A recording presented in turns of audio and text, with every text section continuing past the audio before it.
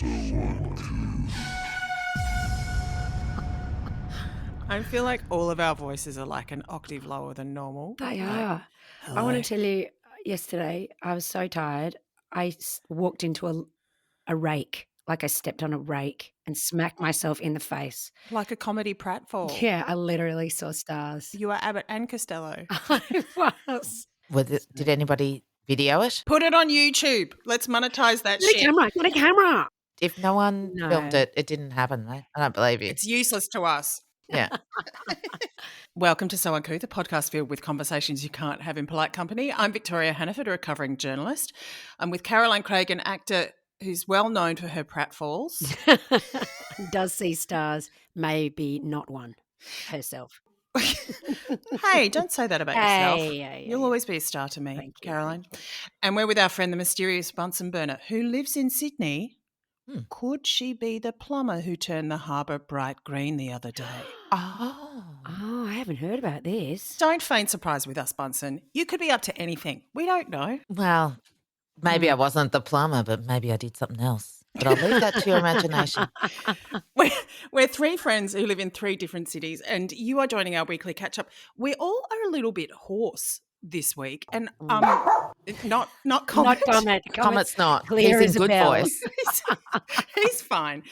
Now, the reason I'm a bit hoarse is I have been attending a very exciting corporate conference in the past week, which, you know, it's so exciting I can't reveal any of it. Do you remember any of it? Oh, it's just beyond the realm of possibility how much free merch I got. But I also had, and Bunsen, you and I were talking about this, that there were a couple of dinners on for me this week, and you also had a dinner with people that you didn't know. And I personally don't enjoy that experience very much.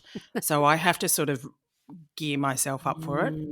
Yeah. The way I do it is by just organising the event, and then I feel like my work is sort of done. But Bunsen, how do you approach these things? Because I have to admit I find it torturous.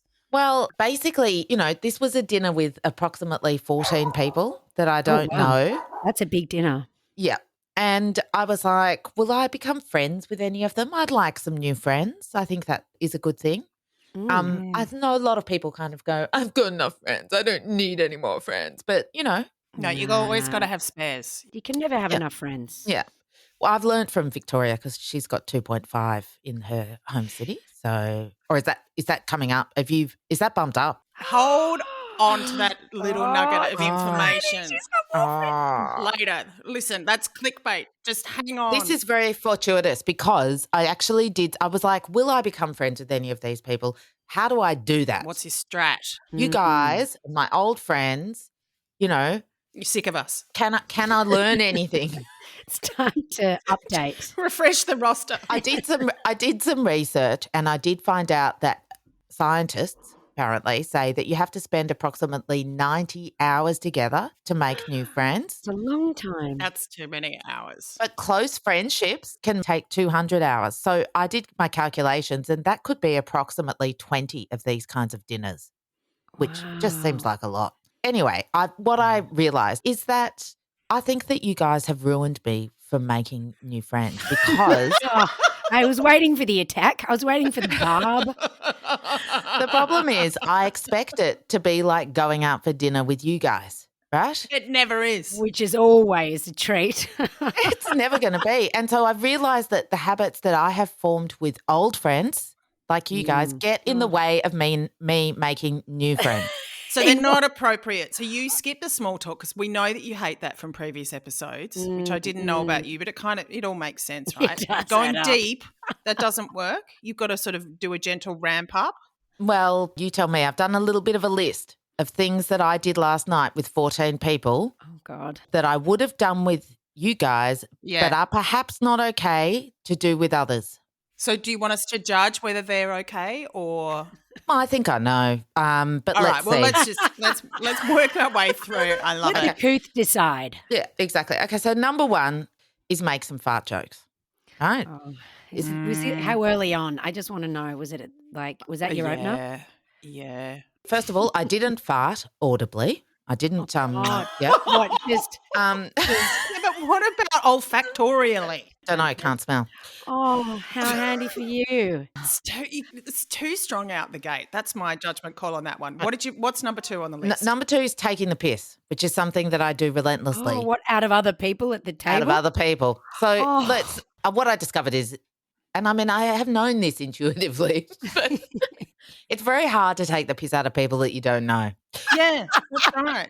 So, Victoria, if you were to ask for salt at a restaurant, Yeah. I would take the piss out of you for having to tune up the chef's work. Never mind that they're a professional, you know better. Right? Obviously. I've worked But in a kitchen. if I try that vibe with a stranger, it really falls flat. Maybe an adversarial for an opening gambit. Doesn't land. Yeah. I think just weird. For example, last night someone said, so should we order a rosé?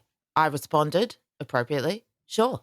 And then she said, it's been a big week. I could have used this at 9 a.m.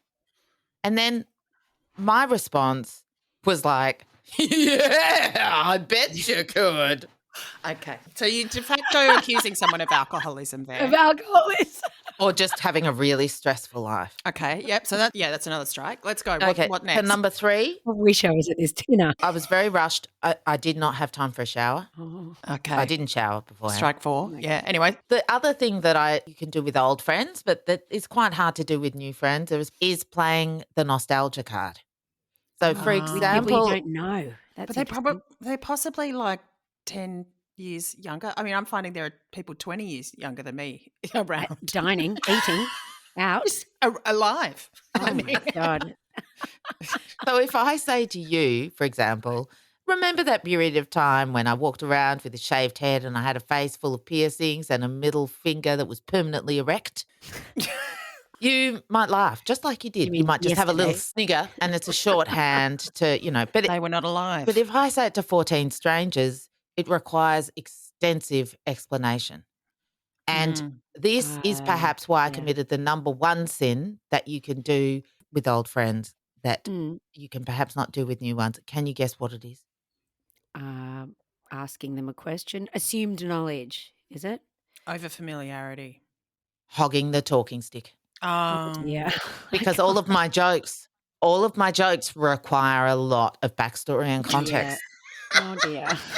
Yeah, anyway. So basically, I don't really know what I've learnt. I don't know if I've made any new friends. I haven't put in the 90 hours, but will someone be prepared to put in a 3rd hour or a 4th hour based on my performance last night? I'll keep you posted. Do you know any of their names? One of their names. Okay, good. I would call that a win, actually. That's pretty good, because sometimes you can leave these events and go, I have no idea who any of this. I only know her name because I knew it before. Because at the start of these things, I always I'm demure, I listen, and I am bored out of my fucking skull. And then I have listening a to their fear stories because they're talking, and I mean Jesus. And so then I kind of have this fear of being sucked into a social black hole that I will never be able to escape, and the only way to escape it is to dominate it. Where you just end up talking about myself. Maths or property prices, renovations, some boring shit. Yeah. Leadership coaching. I was sitting next to 2 leadership coaches. Oh dear! And they want to talk about they want to talk shop, do they? Well, one of them talked a lot about people being in their body. That genuinely sounds worse than my conference. Leadership coaching is some level of bullshit that I just can't get on board with. I just don't know how you get into a position where you can just walk into a room and say, I know how to be a boss. You guys don't know how to be a boss. Let me boss you about being a boss. Yeah, well, I think that sort of says everything. It's sort of an impenetrable circular logic that no one can get into. So therefore, why not hang your shingle on that? Someone once told them that they were a good boss. Is that the idea? I would almost put money on that certainly never having have happened. Right. Well, I think we need to move on to the other end of the dinner. So there is, of course, the exit strategy. Now, some people don't have an exit strategy.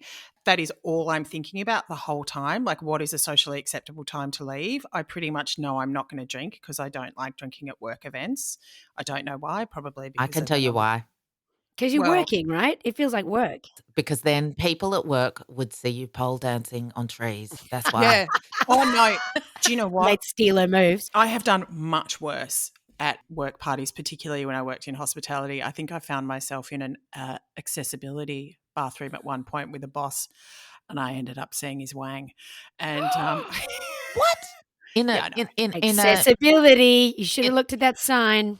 we were all absolutely rat-assed. We played some kind of game of truth or dare. Oh, And then I wow. was like, I really can't look you in the eye ever again. And I may have quit that job very shortly afterwards. So and then probably after then, I realized that drinking and working don't mix for me. So I'm usually just thinking, okay, like I'll have maybe 2 drinks and then I'm just going to disappear in a purple puff of smoke. But Caro, what's your exit strategy? Toilet, always bathroom. Where's the bathroom? And then side exit. Yeah, it's a hard exit. Well, I remember your exit strategy used to be, well, your entry strategy would always be a couple of hours late. And then your exit strategy, this is Caroline, but your exit strategy would be not very long after that point. After So you they're the arrived. same thing. It's Yeah. because I had another thing to go to that I was Yeah, we actually know. already half an We hour know, late for. Karen. There was always a kind of like, oh, I'm so sorry, I'm so late, I'm so busy, and then you just leave. Like it was, yeah. It would, or you wouldn't. No one would say goodbye. You'd just be like, hey, did you see? I saw her for a bit. Where is she? Oh, it was a bit like that. You had a very. It's frozen. Are you freezing your camera on purpose now so that you can't I am. respond? So I that That you was can her just. exit strategy I from this am. That's it. conversation. You got me. You got me. You're breaking up. And this is something I've always wanted to ask you about, Caroline. Was that deliberate? Like, were you always like late so that you could leave early? Because it is actually genius. Was there a strategy, or is that just how it all No, unfolded? it was meat and potatoes for many years of therapy. No, it's the way I was brought up. Like we're always, because I can always say yes to everything, and you never know, you might miss out on something. So I should always say yes to 3 parties at the same time. It's not a good way to live your lives, guys. So did you have anxiety about that? I'd always tactic? try to. Like, Oh yeah, because I'd try to get to everything at once. I was like, it's like I wished I was, Hermione and had a time turner, and I could go to all things, be all things to all people, all things at all times. Look, I'd like to say it was a particularly stressful time in my life, but it's happening right now. So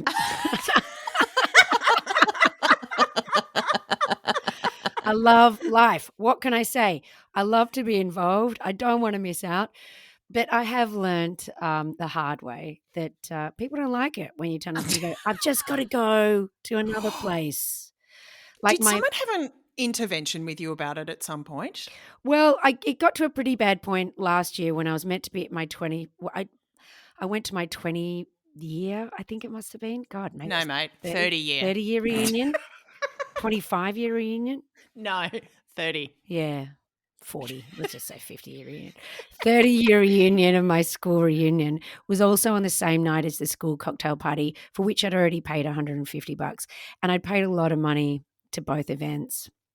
And I said to Cal, you just stay home. I'll just turn up quickly at this school reunion. And then we'll go, okay? Get dressed, we'll get all dressed up. I'll be there. I'll be back in 5 minutes. How long did it take? And I got to the school reunion. And I basically got locked in a basement at on Inkerman Street. You couldn't get out of this venue. And there were a whole lot of people. I was excited. A lot of them I didn't recognise. They didn't recognise me. And I walked around going, I've got to go. I've actually got to be at another thing. I've got to go. I've got to be at another thing. And people went, how dare you leave me here? They said, they bailed me up. I was like, Can I ask, when you said that you were locked in a basement, was that a metaphorical thing, or were you actually locked in a basement? Well, we were kind of locked in, and there were curtains, and there was like a stamps. Or is that the excuse that you used to say why you were late? I didn't even drink anything. And then I finally got to Callum. I picked him up, got to the cocktail party, and they closed the bar.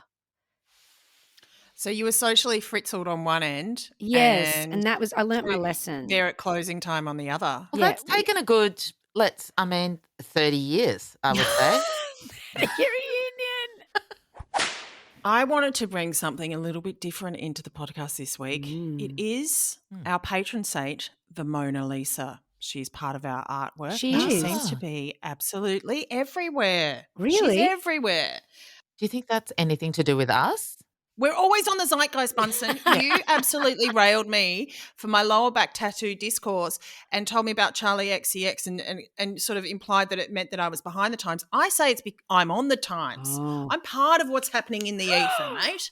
Like, we all are on the zeitgeist. You're saying we're behind. I'm saying we're in, we're on, we're part of it. We're part of this big cultural soup. Okay? Great. Love it. So the Mona Lisa is kind of the focus of the new Joker trailer where Lady Gaga grabs a lipstick and goes and defaces or enhances the Mona Lisa. And she just seems to be popping up everywhere in my consciousness. There was a replica in my own fair city of Adelaide. She was stolen. Apparently, she went to KFC and then was returned to the bar where she was hanging initially. Wow. Mona Lisa she gets around. Do you want to know some facts about the Mona Lisa painting? Do you know when she was painted? Which century? 18 something. No, 17 something. 16th century. Really? That means in the 1500s. That's wild. I know. I didn't know that either. Did you know that there is a younger, hotter Mona Lisa? What's she called? Mona Sarah? La Prima Mona Lisa. Oh. Slightly different version. A little bit, maybe she's had a bit of work done. I don't know. Does she Is have the the smile same different? enigmatic smile? Yeah, and the eyes that follow A you? little bit, but she sort of is not as enigmatic. I feel like the current Mona Lisa, obviously, no one can really tell what she's thinking. That's why maybe she's our patron saint. Did you know that there are initials on one of her eyes? I think it's the left eye. What are the initials? Excuse my ignorance. Is this Michelangelo we're talking No, about? babe. LV for who? Oh, I don't know. Leonardo da Vinci. Leonardo da Vinci. I'm sorry. Yes. Of course. How embarrassing. No. A great inventor as well. Da Exactly. Vinci. Mona Lisa wasn't famous until she was stolen from the Louvre in 1911. In fact, the last Queen of France, Marie Antoinette, who was famous for being on the zeitgeist as well, found her too small, too dark. Yes. Well, everything was gold and pink in those days, wasn't it? Oh, yeah, she was a bit rotten. But I actually have been to Paris a couple of times in my youth, but I have never been to the Louvre because haven't you? No, I don't give a shit about doing those sorts of things on holidays. What's your vibe on holidays? Do you like to see all the greatest hits? Do you want to tick off a bucket list? Once and I can see you shaking your head. I don't like to feel like in a trough of the tourism industry. The Louvre is pretty hard. You can't even get in there. I don't like to feel like I'm being like shuttled through a mass generic experience because I am special, Matt. Can I tell you something? That visitors spend an average of only 50 seconds viewing the painting and they spend hours lining up. So that, bang on. The Louvre is massive too. It's actually massive even to get in I mean, there. I'm not dissing anybody who does it, but it's just not my thing. What about you, Hannaford? What's your ideal holiday? Do you have a itinerary? I just like to freeball it. I want to see where the action's at and I follow that. So I just like try and catch the vibe. Is that why you're always following me wherever I go, Victoria? I'm catching a vibe. Could also be a whiff. I don't know. You tell me. On a personal note, I have a couple of updates. One, I potentially may have more than 2.5 friends now. That is a very official kind of declaration. I would like to know what has led to this. I have 2 catch-ups next week with people who are currently not in the roster. So we'll get to the end of the week. Were they people you met at the conference? No, these are ex-colleagues and we're having social catch-ups outside of a work environment. Perhaps next week I will have bumped up to 4.5 friends. I don't know. Well, I hope that you've learned. Yeah, from the openers that Bunsen used. Yeah, I hope you just don't treat them the same as you treat me. That's pretty much. Okay, no fart gags. Yeah. Now, and the other slightly more important thing was I got a Facebook message from my ex-husband the other week. Oh, my goodness. And Wow. I was like, This is very personal. what the fuck is going on? What did it say? No. Did it say, hey, I've got a great, are you interested in Does he crypto? want to be friends? Did he give What you a did it thumbs say? up? Crypto did come up, interestingly enough. No, the ex, who we'll just call Barry, managed to find me on Facebook despite the fact that I'm Not very pretty hard. locked down. Well, yes, but I think what I don't like about this is the fact that you are always contactable. There's no mystery in your past. You can't draw a polite veil of everything and go, I wish them well, but I never want to hear from them again. You will always be able to find someone. You can't black ban people. Well, you can, but like, how do you know who's looking for you? Cut to it. What did he say? What did he say? He wanted to know my birth date. Oh, did you say, well, that's a tricky question because now I have to? Exactly. I did think about that. And then I thought, no, we can't get into that. Also, shouldn't he know that? I mean, he was married to you. Yeah, well, that probably tells its own story, doesn't it? So apparently he needed it to fill in some paperwork. Now, listen, I don't really want to know what that was. I don't really care. But I did make a joke about him stealing my identity. And then he made another joke back about no crypto being stolen from me during the process of this interaction. And then I wished him well. And then I was on my way. But I was like, it was so disconcerting because it popped up on my phone like a text. When was the last time that you, like, how long between messages had it been? 10 years. Wow. 10 years. How did it make you Yes. feel? Did you have any sort of initial visceral reaction? Did you have a Yes, I had an initial visceral reaction of panic. I was like, Really? what is this? And it felt like a hand was reaching in from the past and dredging up a whole bunch of shit. It was fine, really. That was just a momentary reaction, but it was very, very strange. Have you guys ever had anyone from your past reach out to you in that way? Oh, God, yes. But they usually just want advice about who to contact in New York or something. Where are the best places to go? Do you mind if I go out with your friend? That kind of thing. Or I have been going out with your friend for the last 2 years, like that kind of thing. Wow. No, but not. But it is weird. It suddenly takes you right back. You suddenly just go. Exactly. Suddenly it's like a little whiplash or some sort of lasso that wrenches you back to 2007. Yeah, I just was like, it's fine for me to stalk them, but for them to stalk me, I don't like it so much. Yeah, fair enough. You're not making contact. You're not going, hey, I really like that Hawaiian shirt you wore in that holiday you took. No, but it has actually happened to me quite a few times with, and this is maybe one of the reasons why I don't go to school reunions, with some dudes I went to school with. I just like to tell me how they feel. Don't like how respond. they feel about you, or how Yeah. Here's another blast from the past that just, popped into my Facebook Messenger apropos nothing. Pandora's box of your past, Hannaford.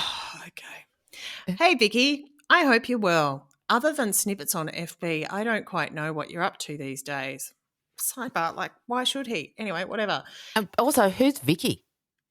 Yeah, precisely. That shows you how long it is since we've been in touch. Puts an image Did in you my mind, used to be though. called Vicky? Yeah. No, I allowed people to call me Vicky. What did you look like at the time? Probably pretty hot. Anyway. Clearly. Let's hear the rest of this. All right, back to the message. It's been a long time and I miss you quite a lot, actually. Wait for it.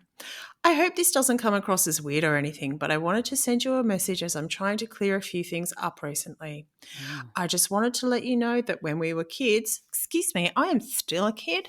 Anyway, I didn't know how to really express myself properly. You helped me a lot and it means a lot to me. Okay, that's nice. That's nice. Well, I find that very surprising. I think that he might have got you confused with Vicky. Thank you, Vicky. There's another Vicky at that school. I swear to God.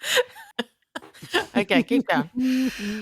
I was your biggest admirer from year 7 all the way until I stopped seeing you. I just may not have Stopped seeing communicated. you? When? Yesterday? I don't fucking know. He's outside the window. I just may not have communicated it very well at all. And hindsight is always telling me I made a big mistake there. Oh my Anyway, I'd just like to say that I've always thought you were the most appreciative, kind, helpful, fun, and cheerful girl I've still That's sexy. ever That's met. hot. It definitely. There's another Vicky who was in your year. Yeah, cheerful. I just don't know. Helpful. It doesn't track. It doesn't track. Okay. So this is all fine, Yeah. except we're getting to the real The kicker nub of here. it. Yeah, let's It's take the pants all off. building up to Pull the something. pants down here. Come on. Yeah. This is a word version of a dick pic. Anyway. Yeah. I didn't want to go there, but, you know. I am sad I never asked you out, and I beat myself up constantly that I Oh, never please. What kissed else do you beat you. up? What else do you beat up, mate? Sorry. That I God, never you're- kissed you. Again, consent. I just find No. the whole premise is so presumptuous. Well, I really want to hear your side of the story in a second. I want to hear your version of who this person is. I just want to put in my side of the story. You love me too? No. Yeah. I do not consent. Just like the idea that the only reason that you never kissed was because he never told you how he felt. Exactly. Outrageous. Yeah, wait. Just wait. Hope that doesn't creep you out, but I thought you should know. Keep in touch if you would like to, but no pressure. Love always. You're going to bleep that out, obviously, but his name is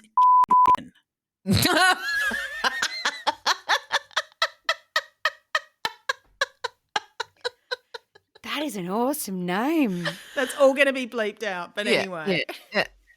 And so did you write back? Yeah. Do you remember him? What is your image? Close your eyes right now. What's your image of Just a friend. Friend. That's it. Friend. We were friends. We hung out. You know what? His dad cracked onto me after school. At the school? After school? After school, like after I'd left school, his dad cracked onto me. Really? Yeah. So this is just like some real levels of wrong here.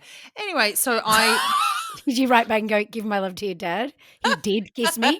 And what I want you to know is I have left that message as marked as unread for 5 years now. So I've just had to mark it as unread again because I was just like, this is nothing to do with me, like zero to do with me. Like when you say marked as unread, does that mean or beep doesn't know? You don't want him to know that you've read it? yes, that was my point with that. Dear. Well, it's so funny, isn't it? Because it's kind of like this is just obviously a narrative that's happened in his head for a very long time. That's the danger of social media. I'm telling you Exactly. now. That's what I'm saying. People can reach out at any moment. They've got these long harbored kind of quote unquote feelings. But like you said, Bunsen, I knew that had absolutely zero to do with me. You know what I knew? He was going through divorce. So he's going through his mental black book going, who should I have hooked up with, da-da-da. Like clearly there are some issues that he was referring to there.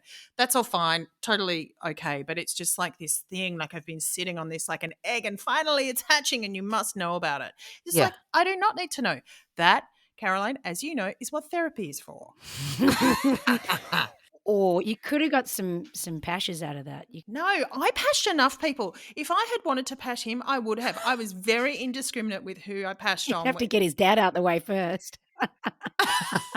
The other thing that makes me go, this has nothing to do with you, is just the description of you. It's like it clearly Vicky. has nothing to do with Cheerful you. Vicky. Who was this Vicky? You can kind of pathologize, make this all about therapy and blah, blah, blah, blah. But I do actually think it's just actually a message meant for someone Do you else. think it's a bit of a template, like a cut and paste, like put in name here? How fucking rude, Caroline. I'm incredibly special and unforgettable in people's lives. I don't care what you say, Bunsen. I am the Vicky that all these blokes just can't stop thinking about. All right? I call you Vicky. Does it have a K? Or is it Viccii? Thank you. Yes. Like Nina Ricci. Beachy. Yes. Vici. Fuckies both. Leonardo, duh. I'm very popular. And These kind. blokes, they can't leave me alone. And Cheerful. cheerful. Ooh. Do you know what else?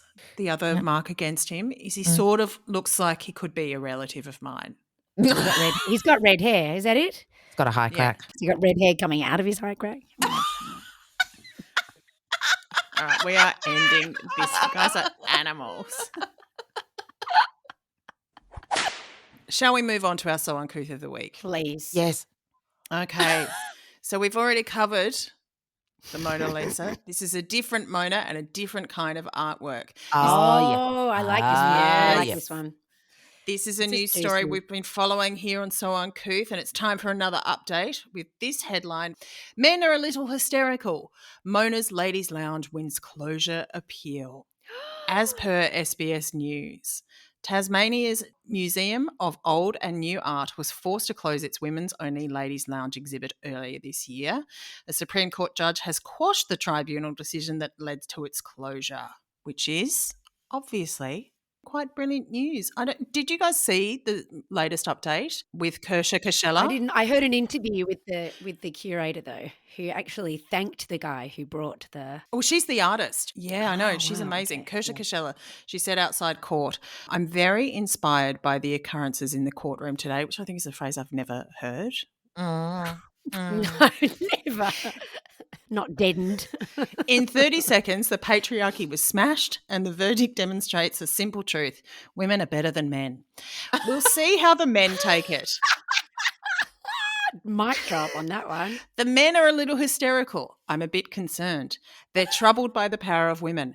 They may appeal, but they're not appealing to me. Oh, do you think she worked on that one? That is a good one. Is incredible good. because in every step of this ladies' lounge artwork, which was closed to men and then it was then closed to everyone because a man called Jason Lau took it to a tribunal and it was viewed to be discriminatory. In every step of this, she's kind of expanded the nature of the artwork and included all of these kind of decisions as a further commentary on the point of this ladies' lounge existence. We're all just pawns in her game. We are in smashing the patriarchy. I love it. I can't wait to see what she does next. Well, I'd be very interested if there was some kind of an appeal. It is potentially going back to the original tribunal for another ruling because the Supreme Court judge said there were flaws in that ruling. So, strap yourselves in. There could be another story. Is the exhibit now back up? Not yet. That's what's under consideration. We did declare that Crumbs was our new leader last week. I did love the Crumbs. corpulent cat. But I just want to say, Kirsha Kashella, I feel like she's taken the crown this week. She's utterly unfuckwithable, and I'm here for every second of it. And on that note, I will cop yous later. Cop yous later. Up, yes. So uncouth.